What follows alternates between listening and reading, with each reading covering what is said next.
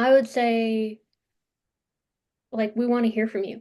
Mm, The biggest, so I have a lot of students that I help teach at Brown because I'm a TA, and um, I want to know what they're thinking. I want to know how they're engaging with art, because it's different than it was when I was in college, and it like continues to change. And so I would say, tell us what you're thinking, and because your ideas are valuable, and we want to know where you're coming from.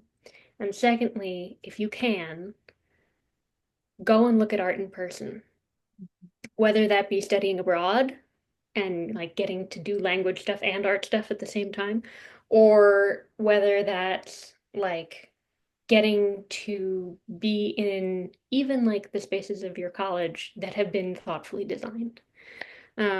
So like just I think the two things are I want to know what you're thinking because your thoughts are valuable. Um, and go be with art in person if you can. there is a lot of power in looking and trusting in your ability to see things if you spend time. And Mhm.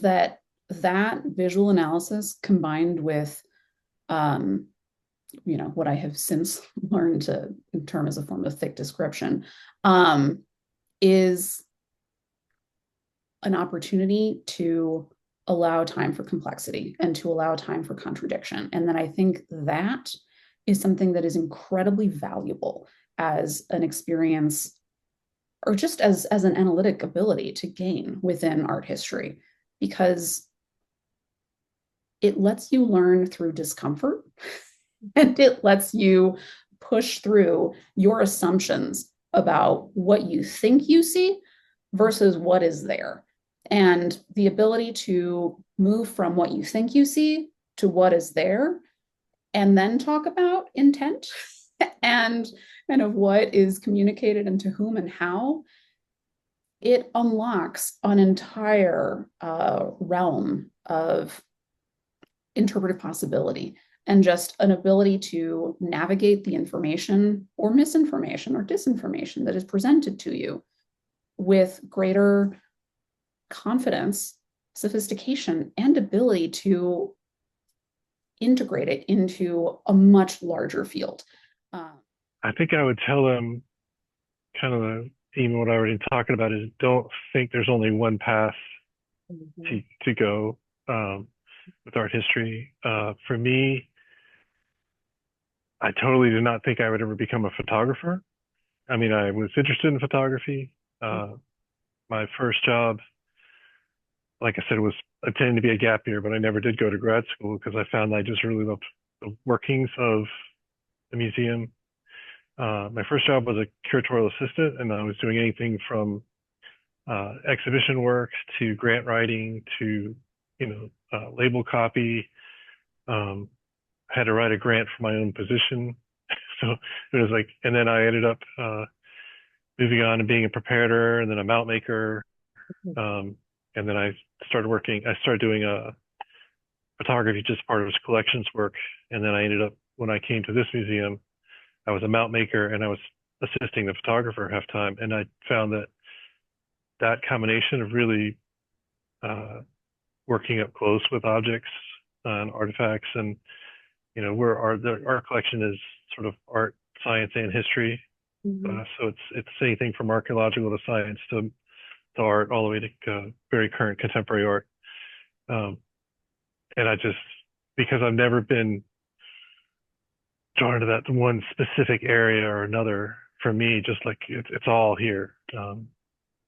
So I think that just being open to the fact that, oh, where I'm headed, or maybe this job may not be the direction I thought I was going to go, but just being open to exploring it, I think that's a really valuable thing to do. And I would also say if you are going to commit, if you like the idea that you want to work in the arts, whether it's scholarship or museum or anything like that, um, it's a big commitment you have to make, and you have to go through for a while realizing you're not going to be, maybe at the income level of other people beginning. and you have to be honest with yourself and what are the rewards that work for you. Mhm. And for me, that has worked for me. And steadily I've built up to I'm a lot more comfortable, but it's just not the highest paying field, but I feel you know rewarded every day, Is with what I that work with. the skills that you're learning in your art history classes are super vital for navigating our increasingly visual and confusing world today. Whether that's close looking, critical thinking, writing, understanding the world through the lens of art history. At the same time, what you're getting from your classes is giving you the tools to imagine new worlds, to think otherwise, to see how problems were solved in ways in the past, to see how evidence from the past, visual evidence, material evidence, kind of contradicts a lot of the narratives that we think shape our world today. So you're getting both, which is really important. I would say that make as many connections as you can with your other coursework and subjects with art history as possible, because the connections you make and what the way that you think about the relationship of art history with other things is a perspective that is going to be your superpower. We need history. Yeah. We need it for the examples of how to get shit done, and what ideas about what might go right and what might go wrong. And we need art. Art is the thing that keeps us human.